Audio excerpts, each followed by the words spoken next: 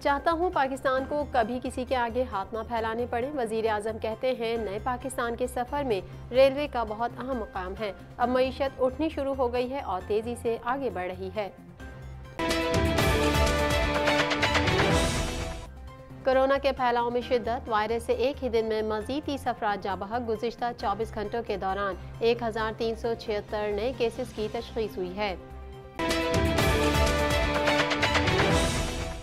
पाकिस्तान ने करतारपुर राहदारी से मुतालिक भारतीय प्रोपेगेंडा मुस्तरद कर दिया। तर्जुमान दफ्तर खारजा कहते हैं भारत ऐसे इक़दामात से अक़लियतों के साथ सलूक से तवज्जो हटाना चाहता है।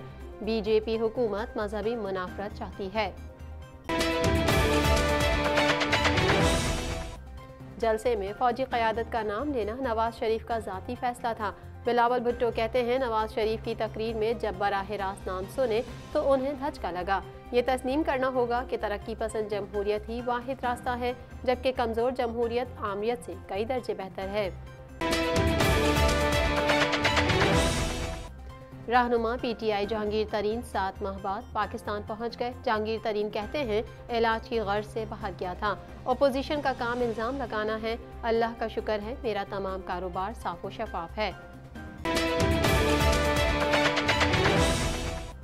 पाक रूस मुश्तरका फौजी मशकें। रूसी दस्ता पाकिस्तान पहुंच गया। मशकों में इंसदाद दहशतगर्दी के तजुर्बात का तबादला किया जाएगा, जबकि स्काई डाइविंग यरगमालियों की रिहाई के लिए ऑपरेशंस मशकों का खुसूसी पहलू हैं। आमिर लियाकत और उनकी अहलिया तूबा आमिर कोरोना में मुब्तला हो गए।